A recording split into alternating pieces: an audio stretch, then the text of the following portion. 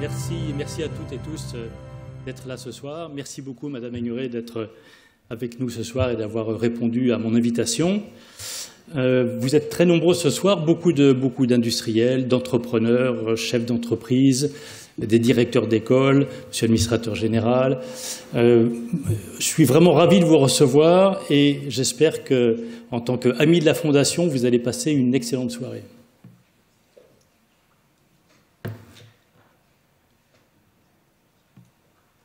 Alors, oser l'avenir, qu'est-ce que ça veut dire finalement? Qu'est-ce qu'on a voulu vous dire avec oser l'avenir?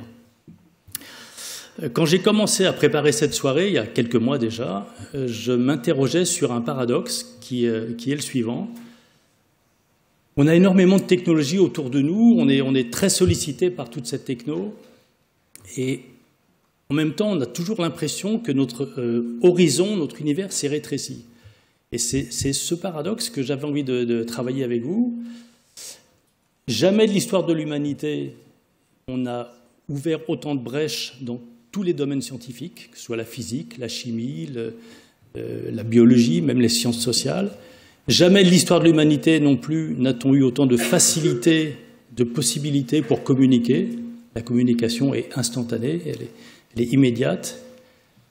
Et pourtant, on a l'impression d'immédiateté, on a le sentiment que tout est déjà fait et que tout va se résumer à quelques applications sur nos smartphones. Alors moi, je voulais organiser cette soirée sur la recherche dans le temps long, c'est-à-dire se projeter à 10 ans, 20 ans, 30 ans, oser l'avenir. Vraiment, regarder au loin, regarder ce qui peut nous projeter dans le futur. Parce que dès que vous avez une minute, je regarde les plus jeunes d'entre nous, là vous êtes sur vos smartphones, finalement, dès que vous avez un petit moment de libre, vous comblez ce vide avec... c'est presque frénétique. Vous faites un petit jeu, vous lisez un article, alors pas les meilleurs, hein, bien entendu. Vous passez un message, vous relisez vos messages. Et finalement, on oublie même de regarder autour de soi, on oublie de parler aux gens, on oublie de lever la tête. Cette volonté de tout le temps combler le vide, finalement, ça sert à éviter l'ennui, sans doute, mais l'ennui, c'est quelque chose de très bien. L'ennui, c'est la réflexion, l'ennui, c'est l'imagination. Et l'ennui, c'est une respiration naturelle, nécessaire pour pouvoir réfléchir.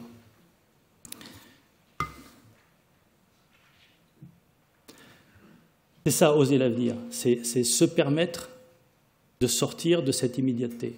Oser l'avenir, c'est réfléchir à comment on va pouvoir remettre le smartphone au rang d'outil et remettre l'humain au centre de nos recherches et de nos technologies. Et en fait, Madame Aigneret, quand je travaillais sur cette présentation, je suis tombé un peu par hasard sur votre projet, votre concept, pardonnez-moi, de village lunaire, et ça a été un déclic. Ça a été un déclic parce que j'ai trouvé que cette idée de faire ce village lunaire, cette idée, elle éveille l'esprit. Elle permet à tout un chacun de se dire, tiens, ça, ah oui, comment je pourrais faire, comment je pourrais y participer. Et surtout, les solutions pour un village lunaire, elles ne sont ni sur Internet, ni dans les smartphones. Elles sont dans nos cerveaux, elles sont dans vos cerveaux. Les plus jeunes, ils ont des cerveaux plus actifs. On retourne vers eux. Donc c'est ça, oser l'avenir, c'est se déconnecter de cette immédiateté, se déconnecter de l'hyperconnexion pour prendre une respiration et pour regarder un petit peu plus loin.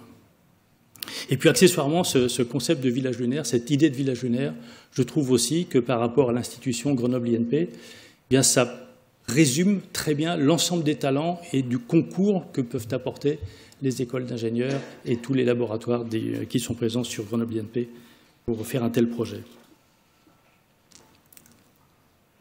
Alors avant d'aller plus loin avec nos projets, je voulais vous présenter quelques données sur la Fondation, parce que tout le monde ne nous connaît peut-être pas bien ou de manière inégale. La Fondation est une institution relativement jeune à Grenoble INP, puisqu'elle a 7 ans, donc elle vient juste d'avoir son âge de raison. Elle a été créée pour accompagner Grenoble INP et faire rayonner Grenoble INP.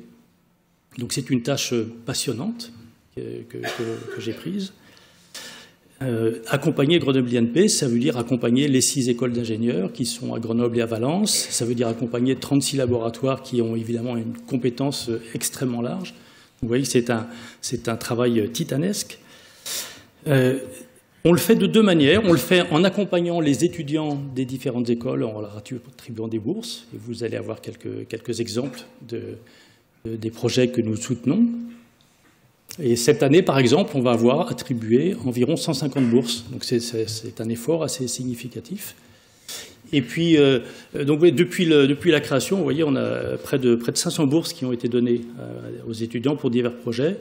Et on les accompagne soit à titre individuel, soit à travers des associations qui les accompagnent ou qui les aident à faire leurs projets personnels.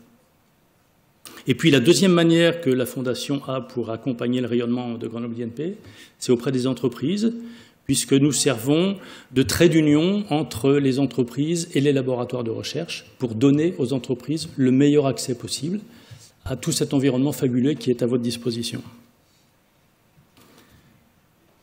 Alors, on a aujourd'hui 8 chaires d'excellence scientifique qui sont encadrées par la Fondation, qui traitent de sujets tout à fait passionnants, et on pourra en discuter autour d'un verre tout à l'heure pour ceux que ça intéresse. Et au-delà des chaires scientifiques, on intervient aussi sur des projets pédagogiques et sur l'organisation d'événements comme cette jolie soirée annuelle. Alors vous vous dites, mais comment fait-on? Eh bien, comment on fait? C'est évidemment grâce à vous. Quand nos étudiants, qu'ils soient sportifs, artistes ou globetrotters, comme vous allez pouvoir le découvrir, osent l'avenir, ils sont incroyables. Si vous voulez, je puise à travers eux une motivation qui est absolument formidable. Ils osent tout, ils essayent tout, ils ont une énergie dévorante. Vous allez voir les projets qu'ils vont vous présenter tout à l'heure, c'est magnifique. Et pour ça, ils ont besoin de vous. Il faut que vous osiez l'avenir en même temps qu'eux. Ce soir, tout le monde va oser l'avenir ensemble, et je suis vraiment ravi de pouvoir vous compter parmi nous et que vous puissiez être le témoin de ce formidable travail qu'ils font. Alors pour nous aider, concrètement, si vous êtes un particulier, c'est très facile. Vous allez là sur le site de la Fondation, vous faites faire un don, vous vous laissez guider.